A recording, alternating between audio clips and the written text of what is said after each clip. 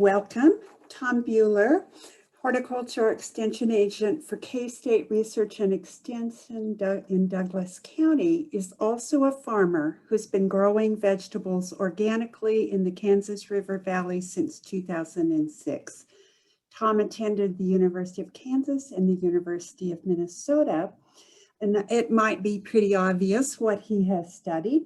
He co-authored Growing Under Cover, a Kansas Grower's Guide, and Growing Over Cover, a Kansas Specialty Crop Grower's Guide to Cover Crops with partners at the Kansas Rural Center and K-State Research and Extension. And he tells us fall is the best time of the year for growing vegetables. And I need to hear that because having come from Wyoming, I haven't quite figured that out here. Tom will describe the steps to plan, and tend to a fall vegetable garden for maximum success. Here's Tom. All right, thank you. Let me share my screen here.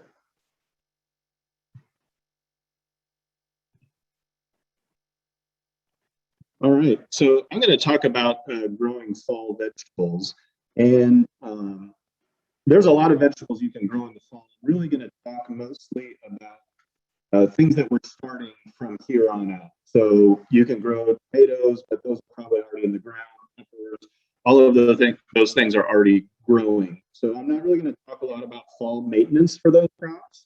But if you do have questions about that, feel free to put those in the chat, and we can address those towards the end.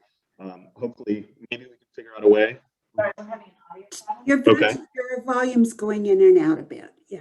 Okay. I can't hear you very well. That might be the speaker issue because that's what my other computer does. Do we want an iPad?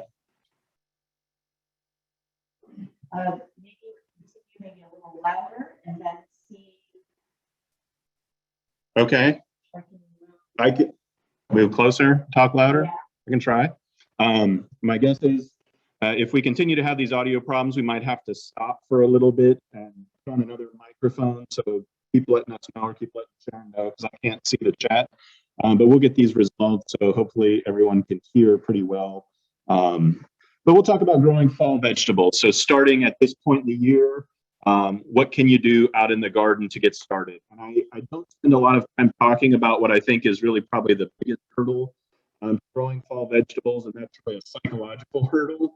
If you've been gardening since spring, especially when it's hot, which it's not really right now, but when it gets really hot in July in Kansas, it's hard to get motivated to go out and start something new. It's nice to, well, I did a good job this spring. Maybe if you didn't do that good of a job, the weeds are taking over your garden. So there is this sort of psychological barrier, I feel like, is actually sort of the biggest thing for growing fall vegetables. Spring, everyone's excited. You've had months of winter. You're desperate to see green things. And so you want to get out there and plant something. Now, maybe those feelings are a little bit less and you just want to take a little bit of a break. You can do some easy things. There are easy ways to start. And one of the nice things about fall, if you do have some areas of your garden that are maybe becoming overrun with weeds, you can kind of get a chance to start over because you can mow those off, maybe till them under, and get started again. Is that better? Okay. Go. If you shut down that computer. Right. Thinking about mute. There. Yeah, when you turn to your left, we can hear you, but you have to shut your working on it.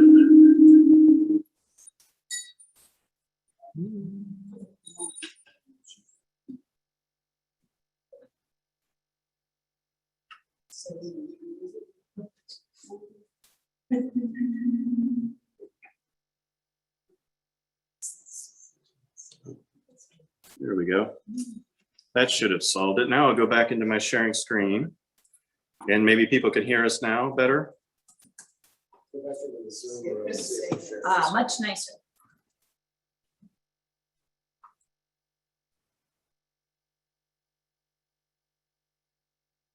All right. So hopefully I'm back. Everyone can hear me. We're not getting feedback here, so hopefully we've solved all those problems. Let us know if we haven't. But so I was saying, for those of you out there that maybe couldn't hear, just something I'm not going to talk about in too much detail, but one of the big barriers for fall gardening is this psychological barrier. So that's really what you have to get over. Thinking about starting something fresh when it's usually pretty hot and often very dry in Kansas is hard. This year we've got kind of a nice reprieve in July, so some cooler weather, plenty of moisture, so it's a little easier to think about going out and starting some veggies. So I'm going to give a quick overview here of where I'm going with my talk. I'm going to talk a little bit about growing seasons, just a little bit about, sort of how fall is different from spring and summer. And then we'll talk about garden prep, which is pretty similar to what you do in the spring, but a little bit different.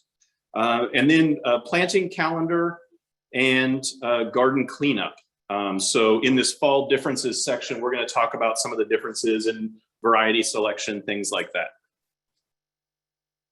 All right, so Kansas growing seasons. We have 3 main growing seasons. There's usually, if you see vegetables, they'll be listed as a cool season or a warm season vegetable. Well, here we get 2 cool seasons. So we got spring as a cool season.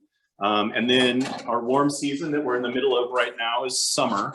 So that's a great time to grow everything that's frost sensitive. So summer's a good time. In the spring, you can grow some of those things that, maybe are a little bit more frost hardy, and you can get started some of those things that are frost sensitive as you move out of that. And then fall is, again, what we're calling a cool season. Although, like everything, there isn't just a switch that turns and it's hot and it's cold. So fall, we can still get some really hot temperatures in September, occasionally in October. And we can also, get some freezing temperatures in October. And so the difference really, when you're thinking about growing vegetables in the spring versus the fall, we're talking about these cool season crops. The difference is that the soils are already warm. So in the spring, how you're timing your planting, what you're thinking about growing when, is all based about how warm the soil is. And right now the soil's warm enough, and for some things too warm, but it's warm enough to plant anything. So you don't have to wait for that. But the challenge is the air temperatures and sometimes the precipitation, but you can manage that with irrigation. But air temperatures are too hot for some of these crops that maybe in the spring you could put in those cooler soils. And then for some things like spinach, the soils are too hot right now for them to really germinate. So you could go plant it. Maybe right now you'd get some germinated with the slightly cooler soil temperatures, but normally in July and early August, the soils are a little too warm for that. So you have to wait for things to cool down a bit.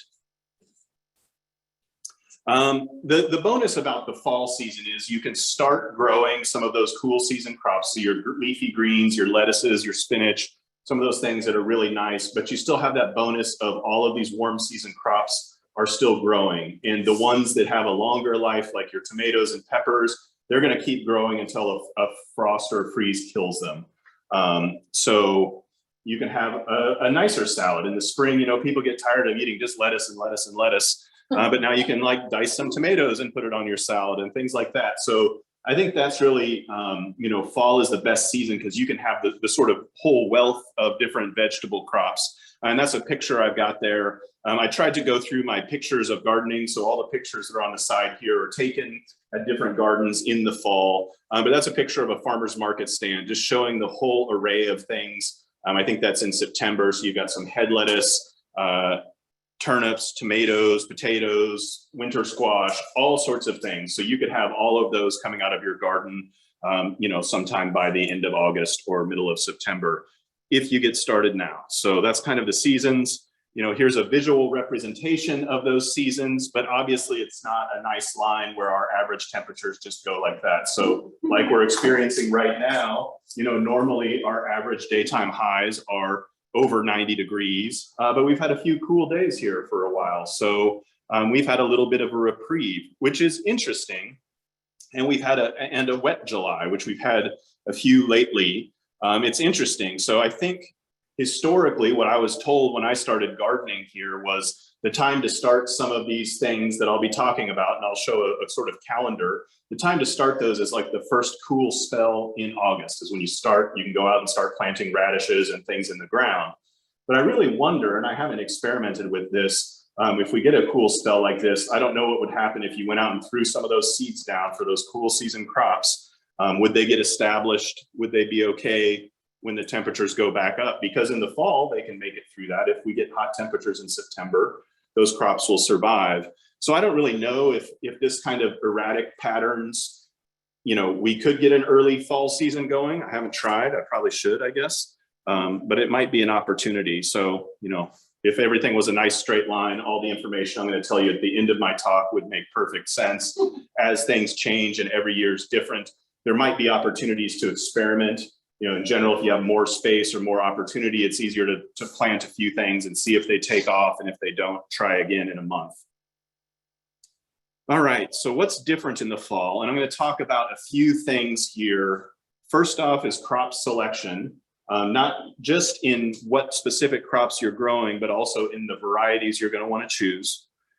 Plant establishment, it's a little bit different to get things going now. Weed pressure is definitely a different ballgame if you're gardening for the fall than it is for the spring. And insect pressure is also pretty different. And then, of course, the thing that everyone knows is in fall, you're playing with a different end game. So with these sort of cool season crops, in the spring, they'll kind of grow till you either harvest them, or sometimes if we get an early hot spell, some things like broccoli might get bitter. Well, fall, the temperatures are mellowing out. So you're really going against things that are, when's it going to freeze hard is really the question. And some things can tolerate, a range of temperatures below freezing. Some of the leafy greens, down into the low 20s, they can still be okay if you provide them some protection. Certainly just a few light frosts might create a little bit of damage. But for different things, if you plant a late planting of beans or squash, which you can do in the fall garden, those are going to die when we get a frost or a little heavy frost. So thinking about that in game for what you're planting now or planning to plant is a little bit different. So just thinking about crop selection, and again, going through just sort of the spring cool season crops, what you could grow in the fall.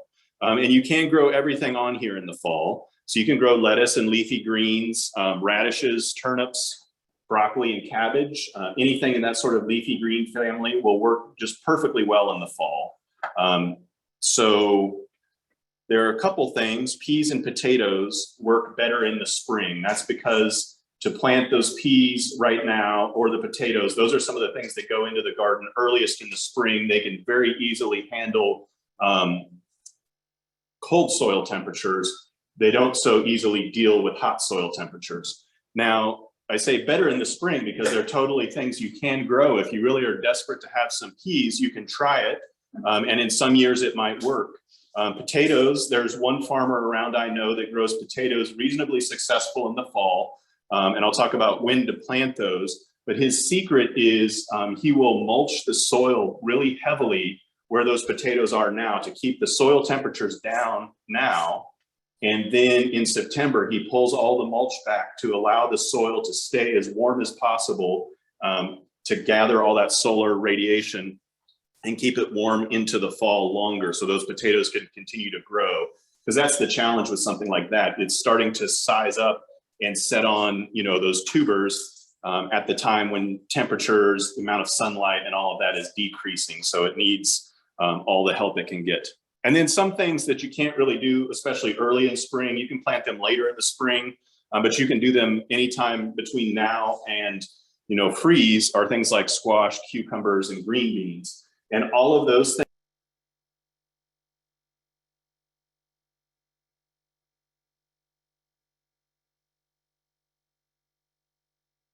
Tom, you're muted.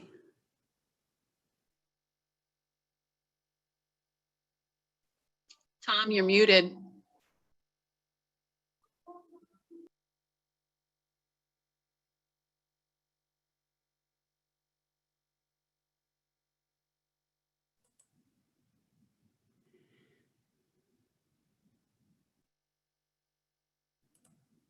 Tom, you're still muted.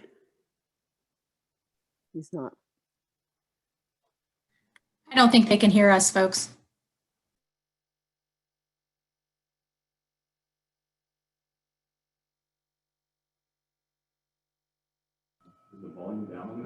No, I was, because there was they were getting something from here instead of there for some reason. So Tom, go ahead and try.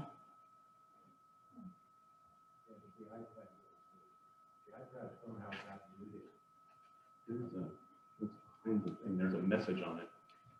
I can't see it because it's behind that little client.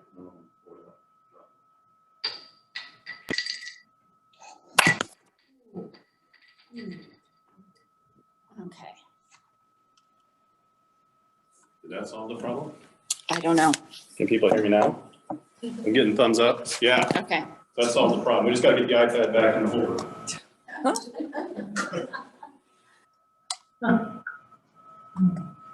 There, like that.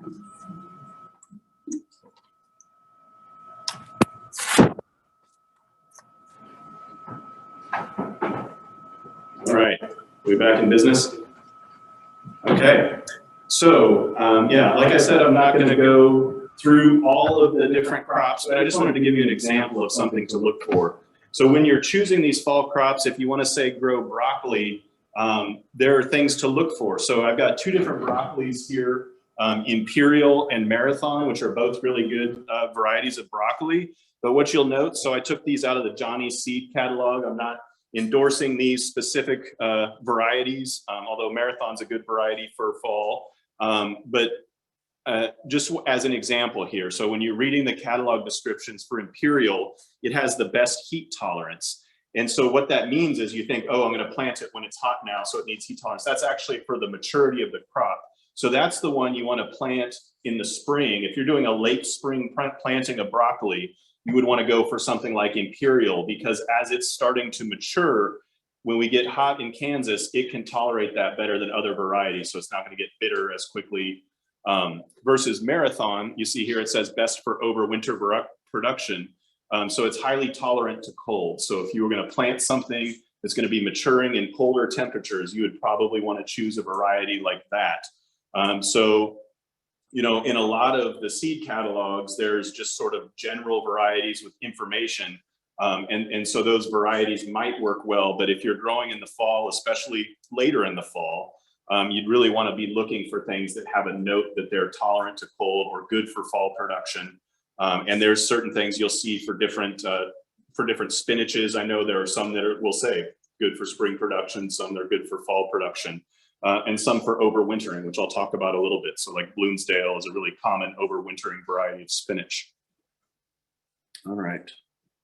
So after you've sort of chosen what you want to grow, chosen those crops, chosen the varieties, and chosen varieties that are appropriate for fall production, what you really want to think about is getting those plants established.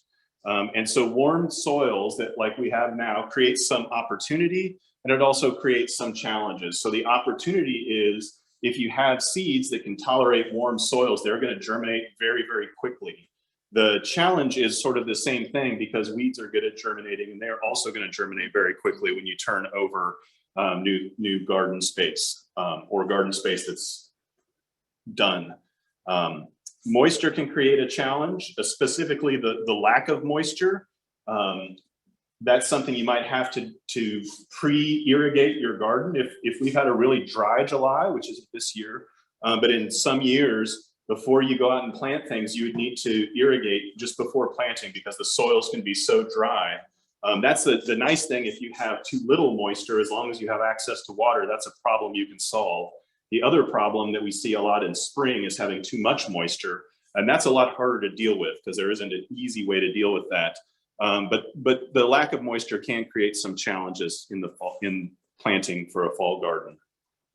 So the solution for some of these, besides pre-irrigation, if it's totally bone dry, is to plant your plants a little bit deeper, because those top layers of soil will dry out. Now, if you have a little tiny seed, you don't want to put it 2 inches down because it's not going to come up. But if you're doing transplants, you want to plant them deeper. And then especially when you're first establishing them, make sure they stay well watered. So this year we've been getting quite a bit of moisture lately. That wouldn't be as big of an issue, but some years things can dry out very quickly. So the other thing you need to be ready for, if you have a garden that you've tended many, many years, you might have worked this problem out. So in a garden, there's what we call the weed seed bank, and that seed bank stores up seeds, and some of those can germinate up to 20 years after they've come off the plant. But if you've been gardening the same, but each year the ones that will germinate kind of decrease. So if you garden the same spot for a while and you're good at keeping the weeds under control, your weed pressure will go down over time. But when you're planting fall crops, you need to be prepared for more aggressive weed control. So some of the really aggressive weeds, they can be problems for cool season crops. In the spring, they won't germinate until the soil temperature reaches a certain point. So you could plant your spinach and the pigweed's not going to germinate right around it at the same time because the soil temperatures are too cool. Well, if you plant spinach now, the weeds are just going to come up, and a lot of those will germinate, especially if you're growing something like carrots or parsley that takes a long time for that seed to germinate. Those weeds are going to come up really quickly, and you're going to have to be ready to control those while your little crops are getting established. So just be ready for that if you're doing that in the fall. There are some things you can do to deal with that. One thing is called stale seed bedding, where you can prepare your planting bed. And if it rains naturally, that's great. Or if not, people even water it.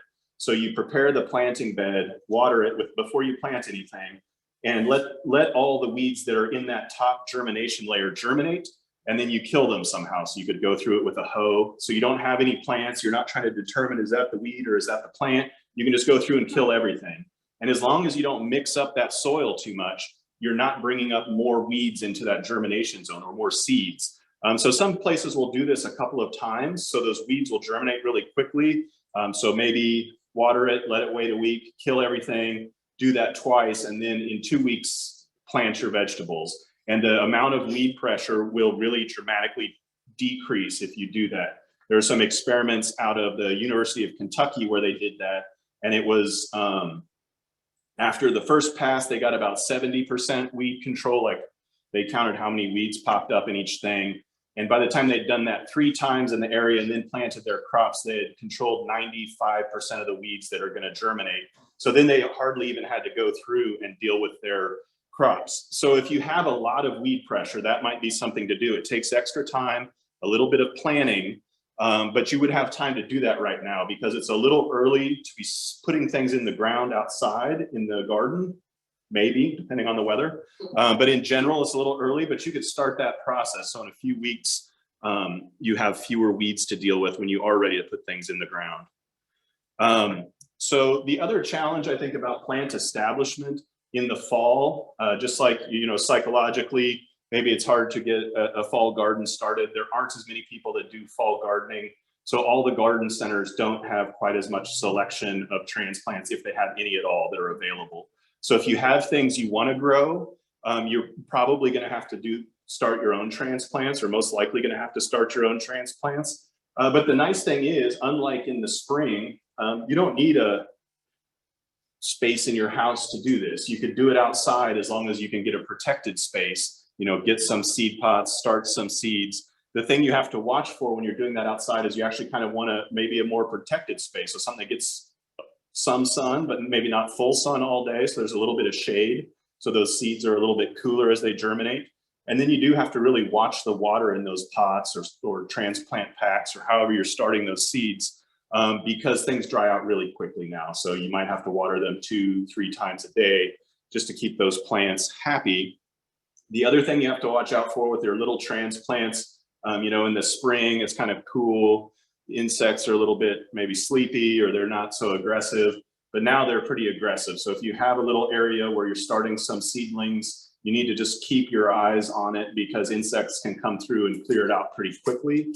So if you see something, be ready to control those. Have some spray, or you could even start the transplants under some insect netting to protect them from insects. But you just need to be ready for that when you're starting it. So it is a little different to start transplants now because you don't need, you don't have to worry about doing it in a little window and are you getting enough light? You can do it outside, but you do need to baby those transplants extra. And then the other thing is when you're putting those out, transplanting, we always talk about transplant shock. And that's the difference kind of the plants experience from the nice little protected environment I was just talking about creating for them. And you put them out in the garden where it's windy and it's sunny and it's hot. So for planting fall transplants, you need to be very cautious of this and do what you can to mitigate transplant shock. And so in the spring, the sort of ideal time is a cool, cloudy day to put those transplants out there. They're not too stressed by a real windy environment. They're not too stressed by the bright sun versus whatever protected environment they were in. And so if you can find those kinds of days when you're planting these for the fall, that's great. But those days are not as common in the fall or in the early fall. So most of these transplants will be putting out in the beginning of August, maybe to mid-August. And those days, cool, cloudy is not beginning of August in Kansas. So you need to figure out what you can do to do that. So when you're putting those transplants out, you need to make sure they're well watered going out there. You probably do your best to minimize the disturbance of that root ball. Some things are very sensitive to that. If you wanted to transplant cucumbers, they really don't like their roots messed with much at all. You can use a starter fertilizer. So there's a variety of different things like that that help reduce transplant shock.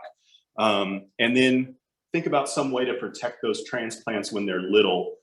So you could use like a floating row cover, which will make the sun a little less intense and provide some protection from the wind. It could even be just I don't know, coffee can with the hole cut out so that the wind can't blow them so much. Just think about some way to protect those. And you want to mulch very carefully. So mulch would be a good way to provide some protection to minimize some of those soil temperature extremes. But if you're using something like a straw mulch, you just want to make sure, at least at the beginning, to keep that well away from the plant, because those little tender transplants, the mulch will be good for them in the long run, but and the straw, cools the soil down, but the surface of those straw mulches can get really hot. They're so shiny and they can cook a tender transplant. So you just want to make sure while that plant's little until it gets established that you're not mulching right up next to the plant. All right, so weed pressure. Yeah, here's some pictures. We've already talked about this a little bit, how to manage that. But this picture on the left here isn't some little baby cut and come again lettuce. That is all pigweed. So that is a field I went by and someone had just tilled it in preparation to plant it.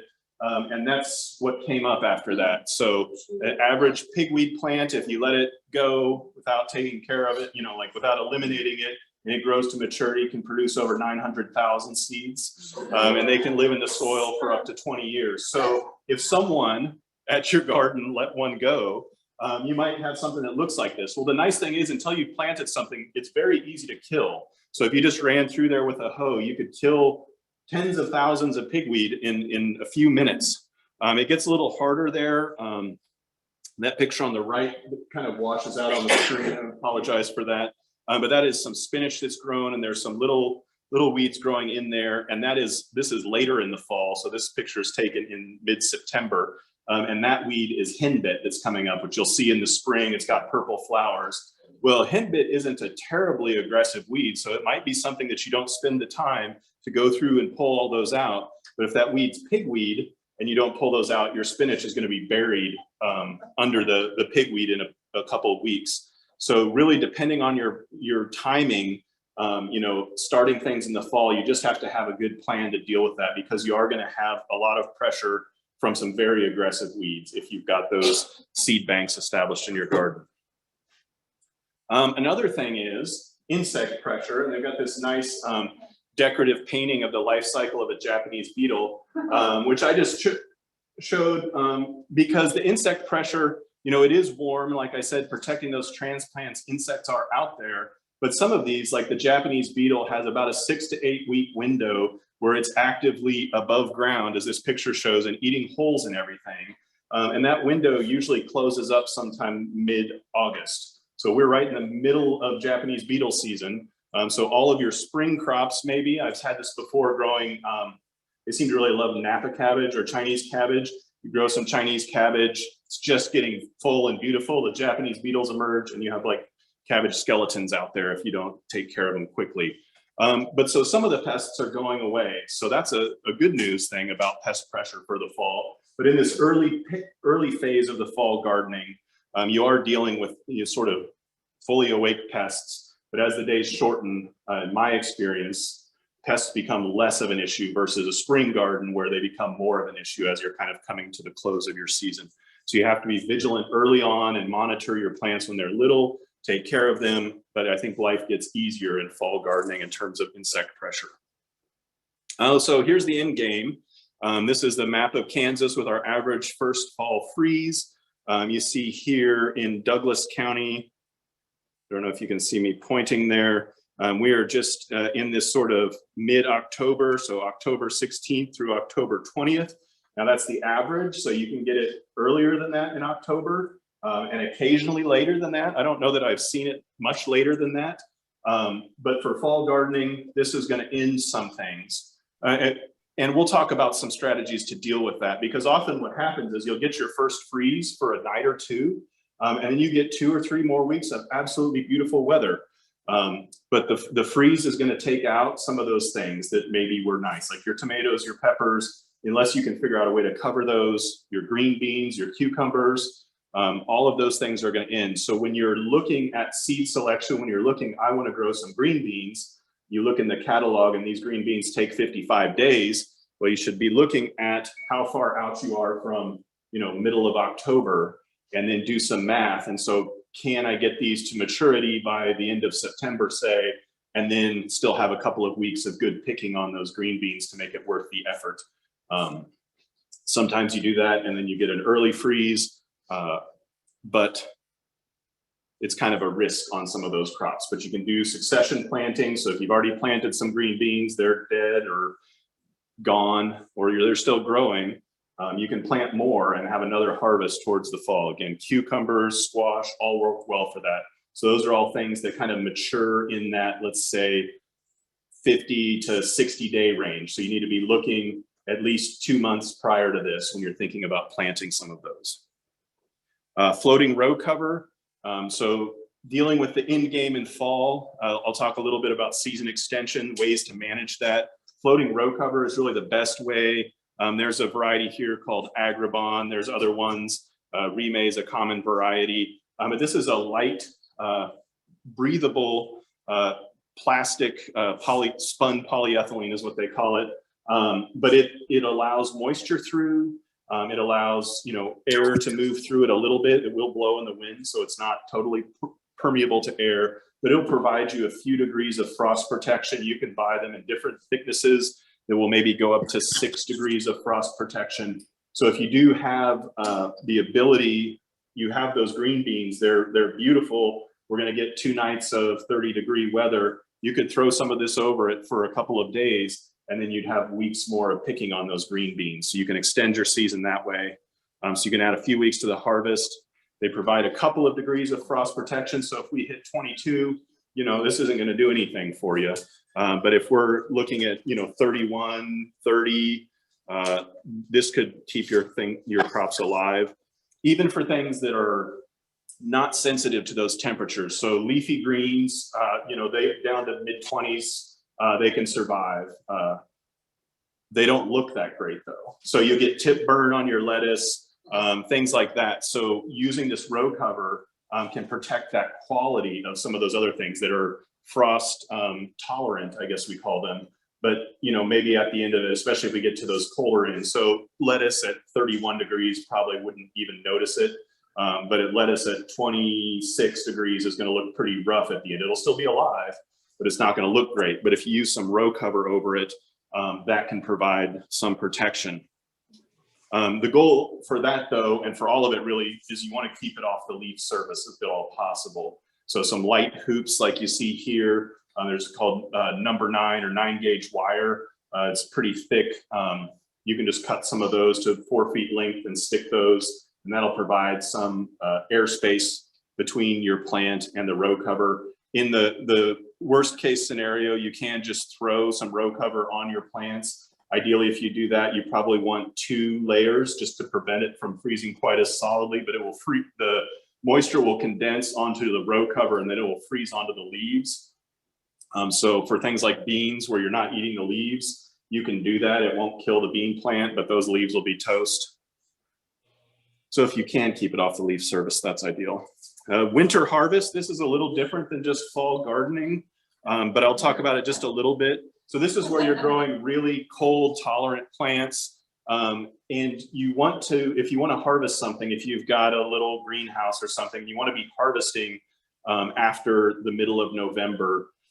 You want to grow those plants to full size before that, because we go into a sort of shortened day length, a short photo period between the middle of November and about the 3rd week of February, where things might survive, but they're not going to grow any bigger. So if you had little heads of romaine November 15th, come March 1st, they're probably still going to be that big, even if you could keep them alive. Now, this was right when it got really cold. So the lettuce that I'm holding there was picked a couple days before that picture, which is at the end of December, and it was all toast the next day. Because this was even in a hoop house with row cover over it. But even at that, you know, if we're getting to 15 degrees or something, it's all gone.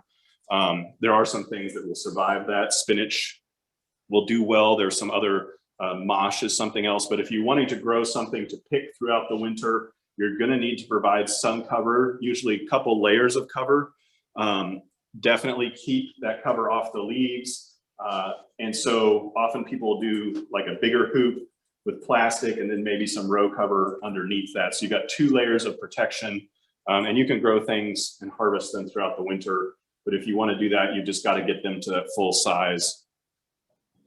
And you do have to harvest them when the temperatures are above freezing. So if you got these romaine lettuces here, which are beautiful, if they had been picked when the air temperature was below freezing, like the leaves will actually freeze solid, but they don't rupture the cell walls until it gets really cold. But if you pick them while those leaves are frozen solid, they'll just turn to mush. So if you wait till the temperatures wherever you're picking them, maybe during the day it'll get above freezing and then at night it freezes. Or if it's going to be freezing for the next week, you've got to harvest it when it's warm. You can't do it when it's frozen. All right, so that's just a little bit about the sort of seasonality and managing that. We'll talk about garden prep.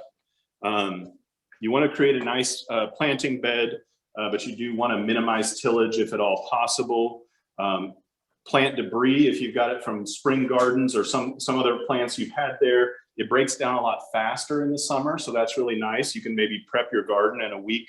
All of the debris in there will be broken down, or 2 weeks. So it is easy to make a nicer planting bed, or easier. You don't have to plan quite as far ahead as in the spring. Add compost if it's available. So it's always a good time to add compost, and in the fall when you're done is another good time to add more compost. I put if it's available and if it's needed. So I always tell people add organic matter to your garden, but there are gardens, I see soil tests occasionally where their organic matter percentage is really, really high. So they don't need to add any more compost. But unless you've added a ton of compost over time, it's a good time to add compost when you're planting. You do need to remember your crop rotation. So as you're deciding what to plant in the fall, you probably don't want to plant the same thing in the same spot as you planted in the spring. So remember to rotate your crops. If you are growing in the fall and the spring, that can create some additional challenges just because you're growing maybe the similar kinds of crops, and if your space is limited, but just try your best to not plant the same thing in the same place season after season. In terms of fertilization, if you did good fertilization in the spring, you probably don't need a lot of additional fertilizer for your fall crops. The one exception to that would be if you grew some heavy feeders, or you're growing some heavy feeders, things like broccoli, or you're following sweet corn, things like that that really use a lot of nitrogen, you might need to add some additional nitrogen at this time of year. All right, so I'm not expecting you to read this chart. I'll zoom in a little bit, but I just want to call it out that in the garden guide, there is this seasonal planting calendar. I'll zoom in a little bit just so you can see it. I divided it into 2 because it's so long. But this planting calendar shows, you know, the months of the year from March through April, and then it has what you can plant and when you could expect to harvest. So the empty boxes or the hollowed out boxes, the white boxes, is when you would plant it. And then the dark boxes with white print is when you would harvest it. So you see here for beets, which is at the top of the list, in April, late March, you plant your spring beets, you'd be picking them, maybe wrapping up right about now. And then you could start another set of beets that you would be picking late September or in October. So that's something that you could be putting out seeds in the field right now. Snap beans, this is one of the things you see it for some reason it's on these two different things. So you've got the planting starting in May, you'd be harvesting those now. And then you've got planting again now. And that actually could be any time from May to, you know, whatever, 60 days before frost. You could plant beans every week if you wanted a fresh harvest, or every couple of weeks. That'd probably be a lot of beans, but you could do it. So anyway, this guide is there if you're wondering what to plant and when. If you're wondering, is it too late? So here's the bottom half of that list. You see lettuce, spring harvest in May, and again, middle of August is when that's going in. So if you're wondering on some of these, let's go back, some of these things that you might be transplanting, like broccoli, you see that we're now in the beginning of the broccoli planting window. I wouldn't be planting broccoli on the field. I'd be starting a transplant, and then in 3 or 4 weeks, putting that transplant out there into the field. So this will give you some ideas, good publication there. So I'll run through my own kind of calendar of what to do, sort of when. So starting right now, or even a couple of weeks ago, you could have, but anytime usually after the beginning of July, there's kind of this window, first 3 weeks of July maybe, where it's a good time to start transplants. So these are things like broccoli, cabbage, Brussels sprouts that are going to take, you know, maybe 60 days in the field. If you start them now, you can let them grow for 3 or 4 weeks, put them out in the field as it cools down a little bit, and they'll be a little bit less stressed. And then you could still get a good harvest before the fall, or in the fall, excuse me. So right now you could be doing succession plantings of beans, summer squash, cucumbers should also be on there. But any of those things, you could go out and stick seeds in the ground tomorrow, and you'd be picking them in a couple of months in the fall. If you want to try potatoes, now would be the time to put them out there. So I talked about, you know, maybe trying to do something to cool the soil surface a little bit, using mulch or something to cool that down, and then planting potatoes. The other thing I've heard as a trick, or it's the only way I've ever done it, is, you know, maybe use smaller seedling potatoes, but don't cut them up. So just so they're not losing that moisture out through the cuts. They have it all, so they have a little bit more store of energy to grow those plants. So those should be going out now too. At the end of July to early August, this is probably when you want to start thinking about those last plantings of beans and summer squash and cucumbers. So a lot of those things, and again, you know, varieties have different maturities, but a lot of those are in the like 50 to 60 day range. So at the beginning of August, you know, 60 days is the beginning of October. So you'd have a couple of weeks to harvest them. You could get some good cucumbers or summer squash, but middle of August, you're really rolling the dice a lot. So now would be the next few weeks would be a good time to kind of think about your last plantings. So, and that's really, again, where you want to check your label for days to maturity, because some of them do have longer days to maturity. So if you go on the later end and you plant something with a longer days to maturity, you might be out of luck on a harvest. So at the early August, end of July, that's when I think you can start some of those cool season direct seeded crops. So some of them, like spinach, might not germinate because the soil might be too warm. But if you have kind of a cool spell where it's supposed to be cooler for a few days like we have now, you might be able to put lettuces and things, radishes, all those things out. So some of those longer cool season crops, beets, carrots, turnips, greens, and spinach, you could put those out. Again, the spinach is the one that I've noted is the most sensitive to warm soil temperatures. So if you, again, it's kind of some of this stuff in the fall garden, I feel like a little more, like all gardening is kind of a roll of the dice, but you know, you can plant spinach, but maybe don't plant it all because there's a chance if the soil's too warm, that first planting might not germinate. Give it a couple weeks. You might have to replant. Again, all of these things, especially these little seedlings, you have to make sure to keep them well watered because that top layer of soil dries out so quickly in our warm temperatures that it's easy to lose those. So watch those temperatures. And then at the early part of August there, you can get your transplants out if they're ready. For some things that are really shorter season, if you want to grow transplants, there's still time. Now is when you'd be wanting to do your broccolis and things. In a couple of weeks, you could still get away with growing lettuce from transplants, bok choy, so some of those greens that are more in the 40 to 50 day maturity range. So middle of August to middle of September, you can keep doing field plantings of those leafy greens and radishes. Later in that period, if you want baby greens, you can still do it. But if you're going for full-size mature greens, by the middle of September, you won't get them. If you are having unused space in your garden, that window, middle of August to middle of September, is a great time to establish a fall cover crop. Just some suggestions if you want to go in there early in the spring. Things that will winter kill are oats, tillage radish, or chickling vetch. And overwintering options. So these are things that are going to survive through the winter. And you'll have to till in or kill some way in the spring. Would be cereal rye, winter wheat, Austrian winter peas, or hairy vetch. On both of those lists, the last two on the overwintering are legumes. So they'll be adding nitrogen for your spring garden. And then the sort of late part of the fall season, your harvest is probably wrapping up. If you do have some of those leafy greens, you can still be harvesting those, even though we've had probably a few frosts. Be ready to cover things that aren't sensitive. So if you want to do that, if you're trying to extend your season, before early October, you want to have your row cover on hand. And then when the weather all of a sudden, is supposed to be 45 overnight, and then they change the prediction the next day, like, oh, all of a sudden it's 30 overnight. You're ready to go out there and cover stuff. And then from October through early November, you can plant garlic for next year.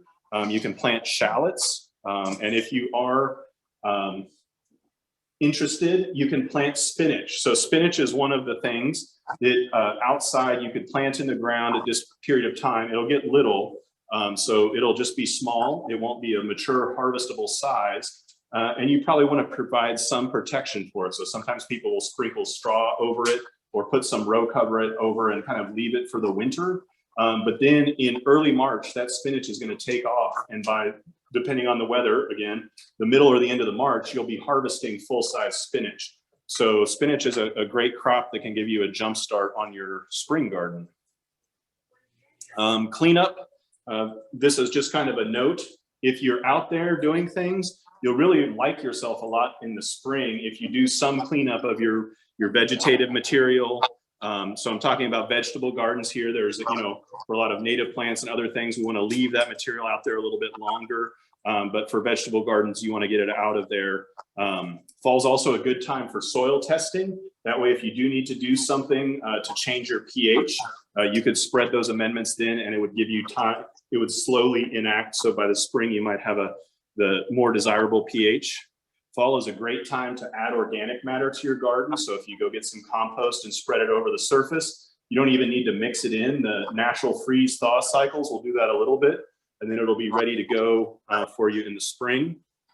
And the other thing, if you are wanting to grow peas or potatoes or something like that, I generally like to have some kind of cover over the ground. But getting that soil worked up, and then you could spread straw on it, or you could leave it uncovered. But the ground for those earliest crops, if you get that worked up, you might really like yourself in the spring, because often what happens in the spring is it warms up, it's beautiful, you're ready to go plant, and the soil is sopping wet because we get so much moisture, and you really can't prepare the soil. But if you've got it ready in the fall, you can go out there and put the seeds in the ground, and you'll feel real happy. So yeah, those are the things. Peas, potatoes, any of those things that's like plant as soon as the soil is workable. Plant prep that ground in the fall. And then clean up debris and plant residue, especially if you have any plants that have had signs of diseases. Get those out of the garden, get that debris out. Just a couple of resources and upcoming events I figured I'd mention before I close here. I showed that chart from the Kansas Garden Guide. Kansas Garden Guide is a great resource available for free online at the K-State bookstore. K-State Garden Hours are starting again. So the fall series starts August 4th with one on organic gardening. August 18th, gardening with beneficial insects. September 1st, basics of growing berries in Kansas. And September 15th, vermicomposting. So some interesting topics coming up. I'm also doing a workshop, or hosting a workshop, I guess, on August 7th about permaculture that will be here in the Dreher building to start with. And then we're going on tours of 2 different sort of permaculture farms in the area. So if anyone's interested, that info's out there on the Extension Facebook page or through the Growing Growers program. With that, I'll open it up for any questions. Okay, so how we're going to do the questions. Hopefully those of you out there can hear me. If not, I'll step closer to the microphone. But we'll start with some audience questions first. Then I will address the questions in the chat. And then at the very end, I'll be brave and we'll try to take some remote questions. So any questions from the audience? On the float covers, you said Agribarn. Yeah. AGRIBON. Yeah. And then what was the other one? Remay. Those are just brand names. You can buy any. Yeah. In my experiences, I have bought some non-brand name row covers before, and it's just kind of like, it just tears apart almost like paper towels. But these are really strong. I mean, you can pull on them, the wind can blow them, and they hold up pretty well. And the deer run through them, that still pokes holes.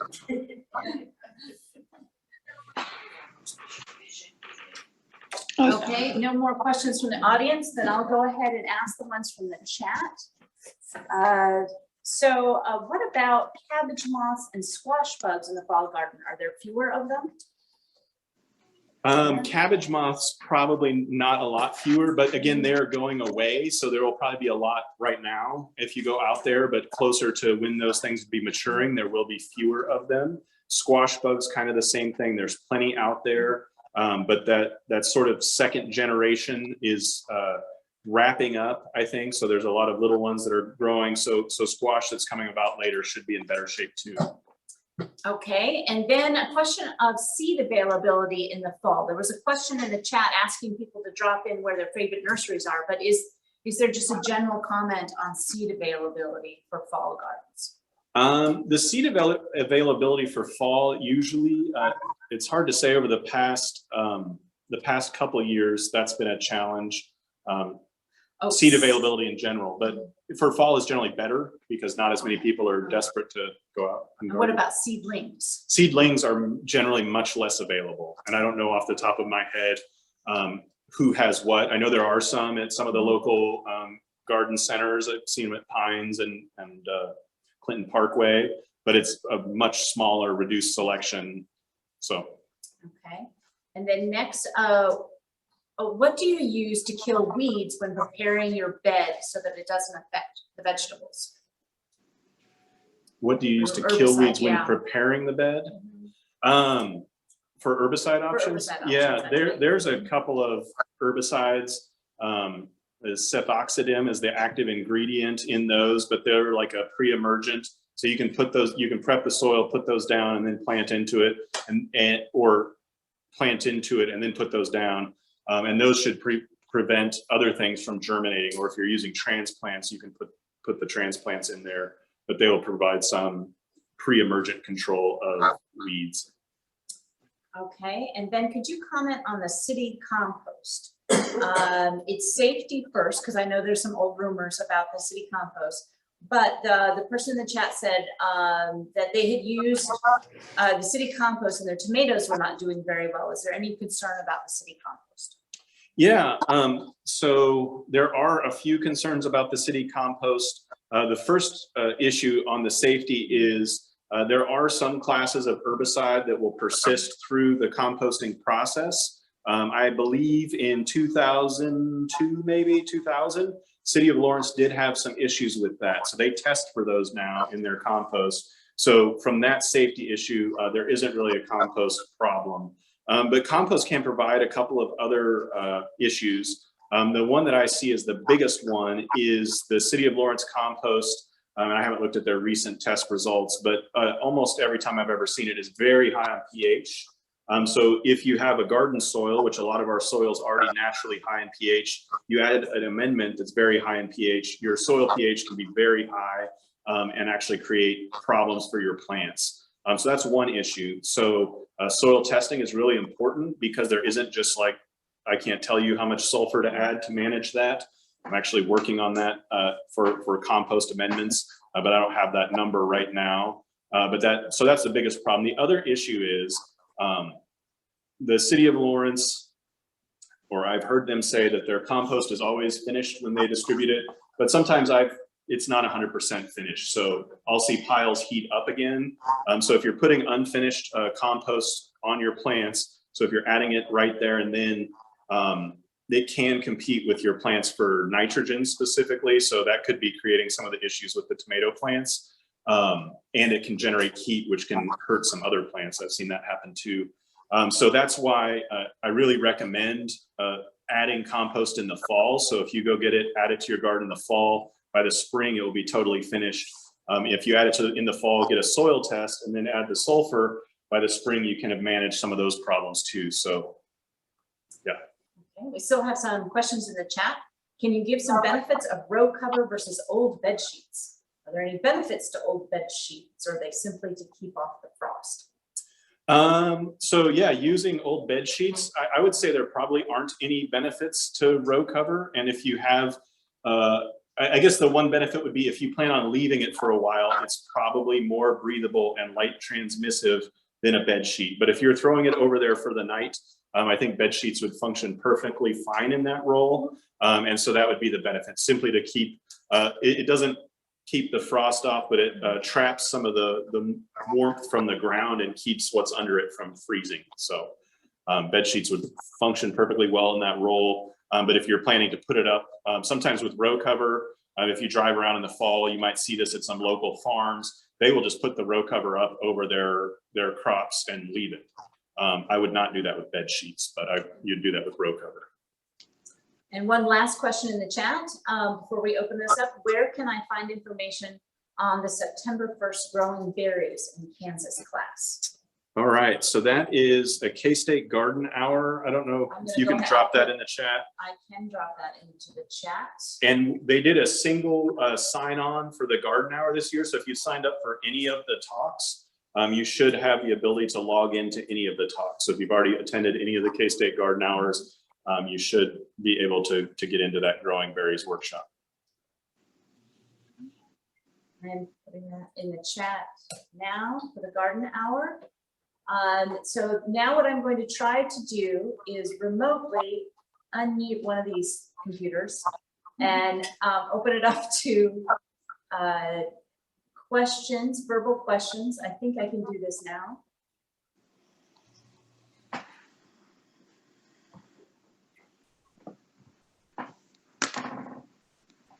Is it Everyone open? unmute themselves and ask a question. So Tom, I didn't do the math calculation. If I Oh. don't do. Oh, hold on 1 minute, Chris. Hold on 1 Okay. second. Sorry. Okay, try again. Okay, Tom, if I didn't do the math calculations, so if you're a no seedling person, can you still do those ones that you grow transplants early?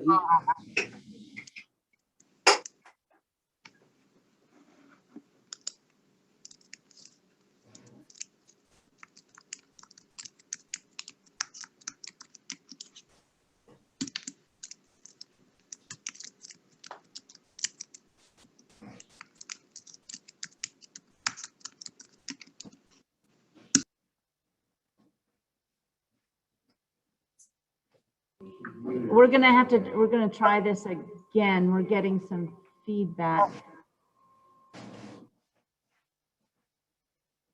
Chris, can you repeat your question, please? Yes, Tom, the ones where you suggested growing early transplants starting now, I think broccoli or whatever.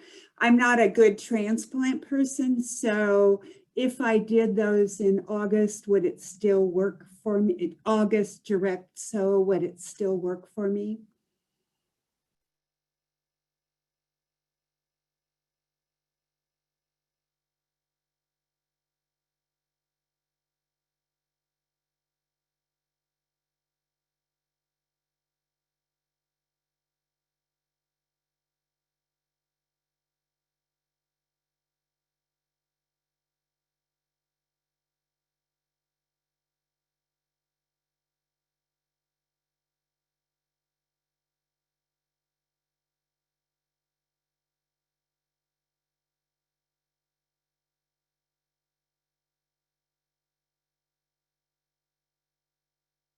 The message goes up. I don't know what the message is.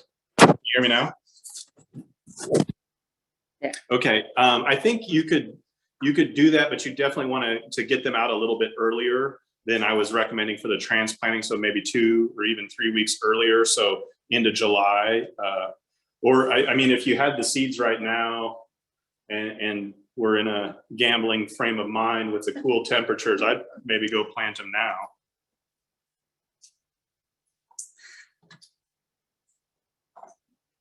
Okay, we'll try again with somebody else if somebody would like to ask a question. I think you need to mute your mic and just listen it through. Yeah. Just remember you did that with the Yeah, gardening presentation. They can hear you. they can hear. So and if I can't, but I can't watch to see if anybody can hear me. Yeah. So we're getting thumbs up. Okay, would anybody else like to try Yeah. to ask a question, please? And now do I have to mute this? No, No. if the other two are muted, it should be fine. Yeah, it was just when you were unmuting that one that it was. Okay.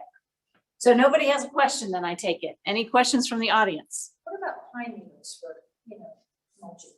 Pine needles for mulching. Yeah, pine needles make a good mulch. They're just not super available in this part of the world. In other like places where there's a lot of pine trees, yeah, that's a very common mulch and they're good. I've heard that they're good for the aeration of the soil, the earthworms. Yeah, pretty much any sort of biodegradable mulch, I guess we call it. Natural thing used as a mulch will do that. It provides a nice habitat, organic matter to feed the earthworms and other microbes. So yeah, they're good. Okay, thank you. And you can comment on fall leaves, shredding them and throwing them on. You mentioned adding compost. Yeah. I just throw the leaves on there. Yeah, Earthworms but do the job. leaves are a great thing. Actually, if you just have leaves, they'll break down to something we call leaf mold, which is real. I mean, it's just like they compost themselves more or less, or you can stack them in your garden and run the mower over it and chop them into the soil. But if, yeah, you could just stack them in there and leave them, you would have some nice soil in the spring. Okay, it doesn't sound, I'm not getting any more questions in the chat. No one is unmuting or raising their hand, and I believe our audience is all set. So thank you all very much for participating in this experiment with us as we try to go hybrid. It was a little glitchy here and there, so I appreciate your patience. But anyways, please join us next month. I'm going to turn this over to Chris and have her tell you what's coming up next month. First of all, thank you, Tom. Thanks so much. I learned a lot. And next month, we have Emily Lyson presenting on composting. She's the development director of Lawrence Farmers Market. So there you have it.